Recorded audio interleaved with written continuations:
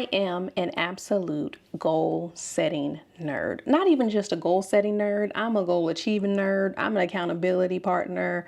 It's real out here.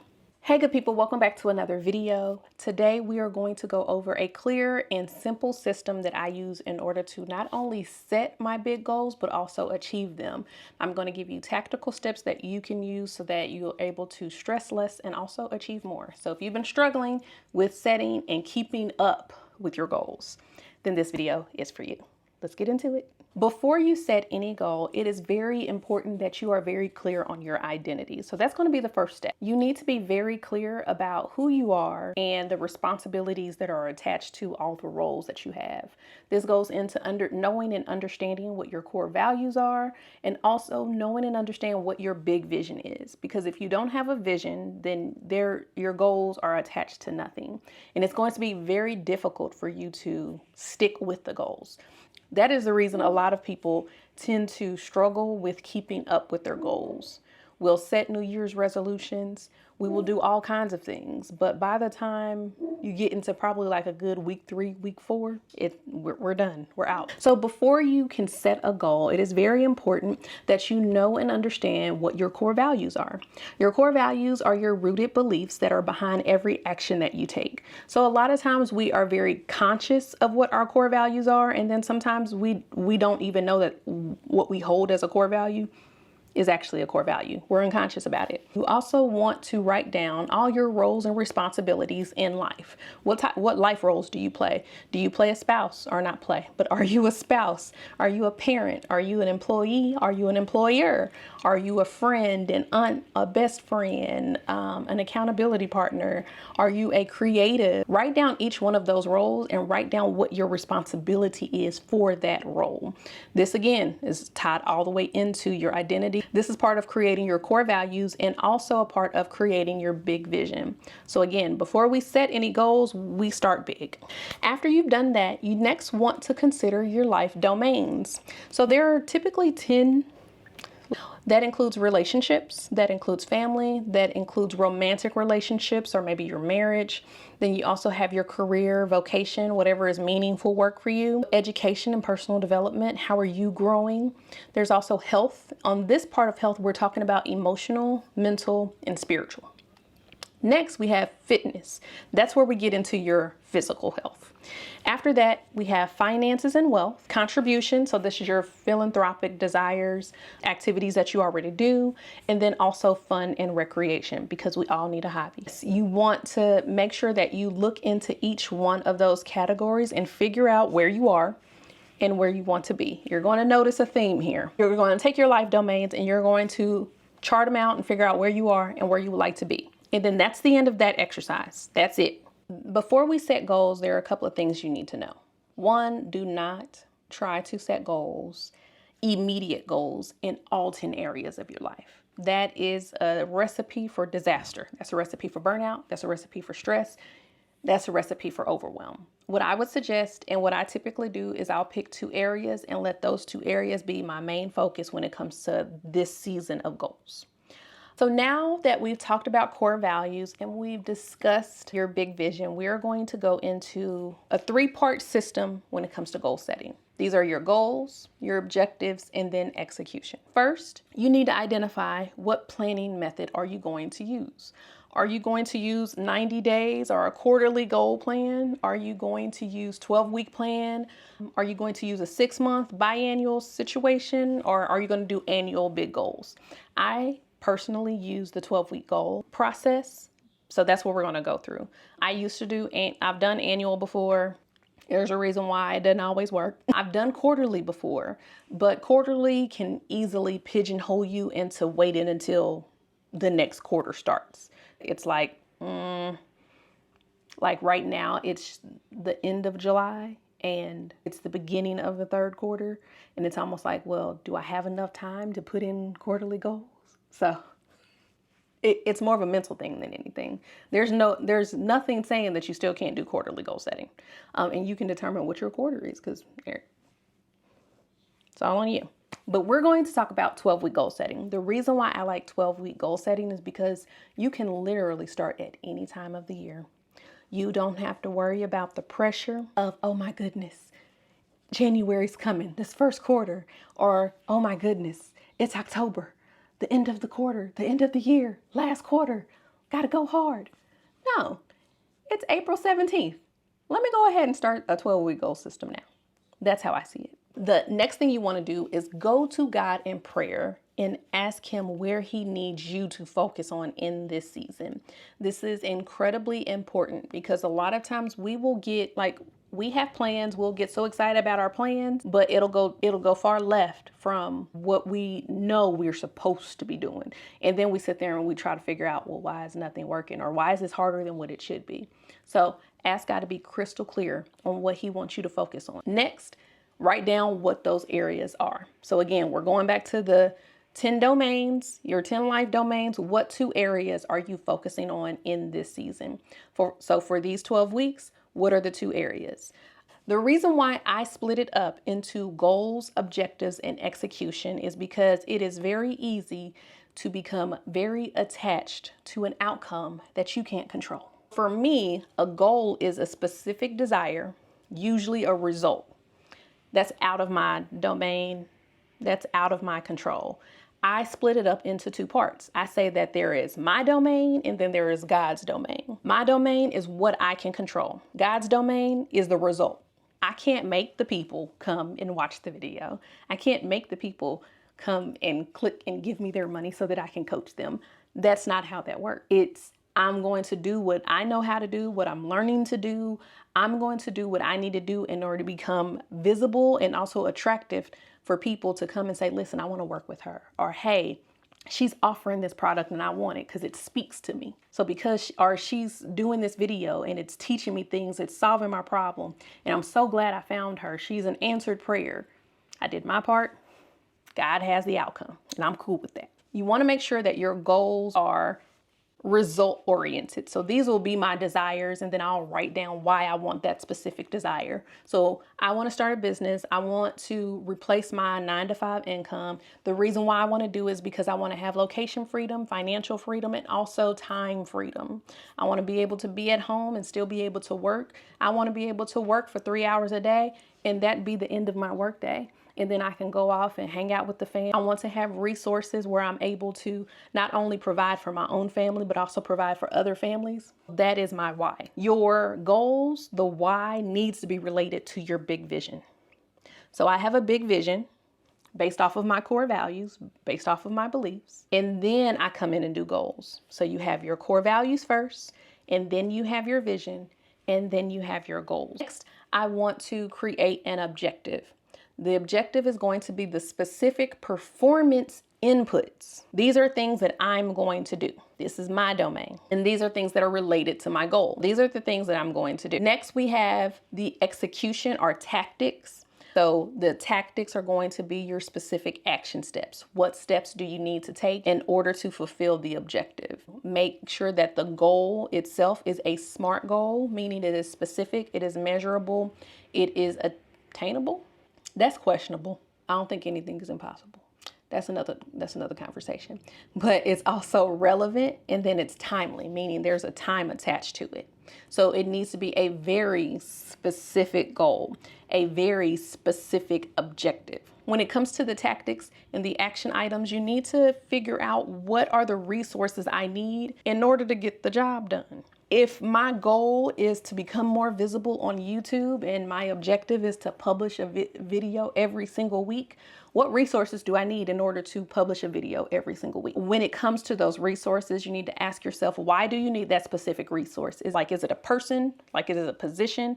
Is it technology? Is it information? When you're very clear on those things, then you know exactly what you need and what you don't need. So this is going to help you also when it comes to distraction management. You want to make sure that you keep it simple and succinct. If you try to be too either vague, it's not going to happen. If you try to be too complex, you're going to burn out, you're going to become uninterested, you're going to be overwhelmed, you're going to procrastinate. It's not going to happen. Let's break this whole process down, or not even break it down.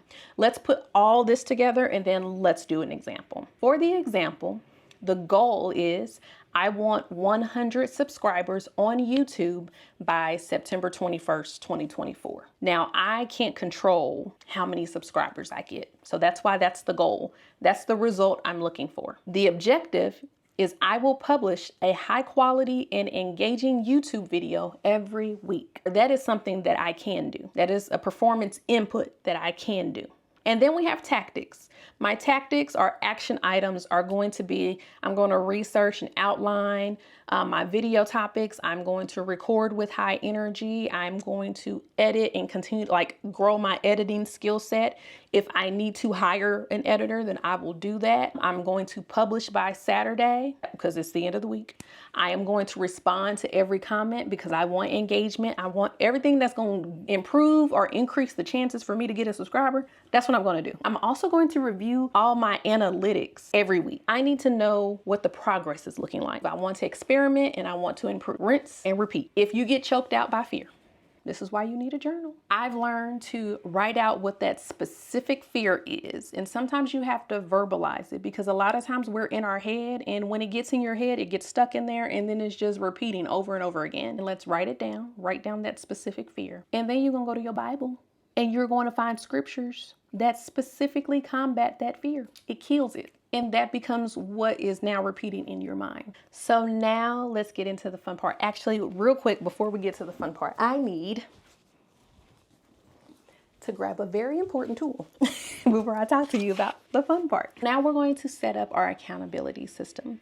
This is how you're tracking your progress. This is how you're holding yourself accountable, making sure that you do the action items that you need to do every single week, because we're doing the 12-week process. With your tracking system, you need to determine whether or not you are digital, analog, or a mix of both. When we talk about analog, I'm talking about pen and paper. Best friend. So are you a digital planner? If you're a digital planner, maybe you want a Notion board that's going to help you track everything. I will link down below some of my favorite Notion templates. I'll link down probably one or two. These are Notion templates that I've started off with. I know myself. Paper me. I need my paper. I need my pen. Are you going to be digital? Are you going to be analog? Are you going to be a mix? Now, if you're a mix, maybe you plan it, but then you also use like your Google Calendar or your iCal, whatever mix that you want to use. That's the mix that you'll use. I typically will do analog.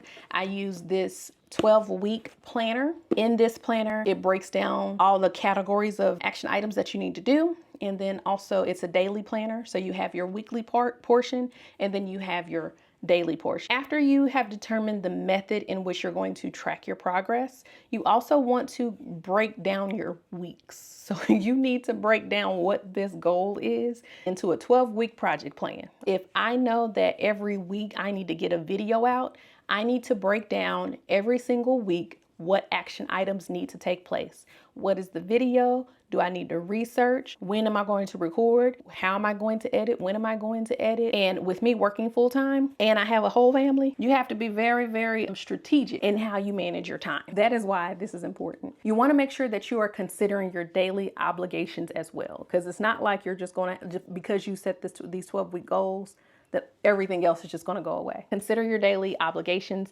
And then next you want to create a celebration list for when you hit these milestones. You know what you like. Make a list of different ideas. Identify your milestones first. Celebrate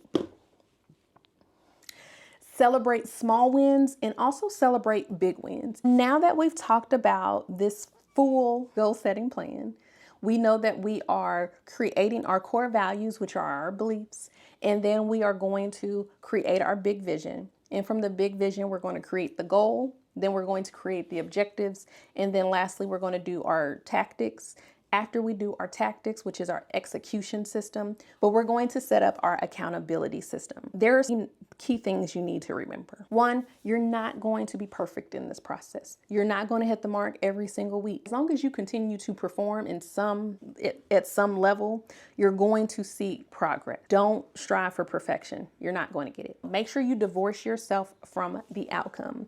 So many times we get so caught up, myself included, in that result. We're doing the actions, but we don't see the result. You can't get mad about not seeing the result because you can't control the result. So divorce yourself from the outcome. Just focus on the process. In this process, you are being built up into another person. hence the core values, hence where you are and where you want to be. There's a cost that you have to pay, and that cost is the process. Next, keep your goals and objectives, keep this in front of you. I know we're going to put it on our digital planning system, or we're going to do it in our analog planning system. You need to make it visual as well. So create a vision board, put it on your phone, put it on your bathroom mirror, put it on your desktop, your iPad, all of those things. You need to keep it in front of you so that you know what you're working for. That way there's never a question. What am I doing this for? I'm so frustrated. Nope. I'm not frustrated because I know in order for me to get to that over there, I've got to do this. This is the only way I'm going to get there. So let me just, grit and bear it and do it. Make sure you are communicating with your stakeholders. It's not just you that's being affected with your new goals and your new objectives. You may have a family. Communicate with your family what you're trying to do. That way it doesn't become a surprise to them when you're maybe removed from them for a period of time. When I'm recording videos, I've never done YouTube before.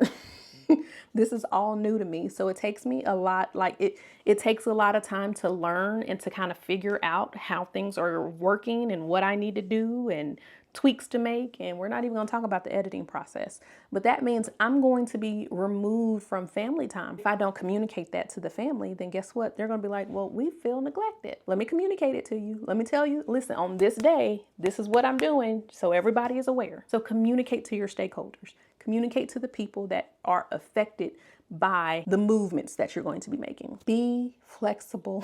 Please be flexible with the way you do things. I'll take recording videos, for instance. What I'm doing now may not work for the next video. And so I need to be flexible, change up the strategy, but stick to the vision. Marry the vision, date the strategy. If that strategy don't work, we're moving on to the next one. Do not idolize speed. Do not idolize your feelings. It's not worth it. When you idolize speed, you're becoming entitled, thinking that you're supposed to get what it is that you want. It doesn't work that way. You're not the person that you need to be in order to get the things that you want, because you haven't done the things that need to be done in order to get the things you want. So that's why you don't care about speed. Don't care about somebody may be doing the same thing you're doing. It may pop off and yours may not. That's okay. You don't know their whole journey, and you are not all the way clear on your journey yet. That's why you focus on the process. Put blinders on. Don't focus on speed. Don't idolize speed. Just because it's not happening fast or fast enough for you doesn't mean it's not happening. Don't idolize your feelings. Your feelings do not matter in any process. Your feelings don't matter. If you are a blood-bought believer, your feelings do not matter. You have a mission. You have a focus, you have a goal. That's what you need to focus on. We've talked about a lot. We've talked about the goals. And listen, execution is going to be the key thing. You'll have your goals and you'll have your accountability system, but if you're not executing, if you're not doing the work that you need to do, then none of it matters. And if you want to have a better life, the key to it is behind the way you execute. When you execute a well thought out plan and then hold yourself accountable, you're going to end up building your confidence so that you can go further and further. You're going to go further than you ever thought you could be. So what you want now, it's going to change. Since we're talking about executing, listen, we work, so we have these goals, but we need to figure out how are we going to harmonize our life while we're trying to achieve these goals. And it's all based on rhythms and routines. So in the next video, I'm going to dive into what it takes in order to implement and sustain your goal setting system while honoring your rhythms and your routines. So if you don't want to miss that video, make sure you hit subscribe and comment below and let me know what is your favorite part of this video. Are you liking these videos? Is this something you want? But don't forget, hit subscribe first before you comment, all right? I'll see you soon. Take care.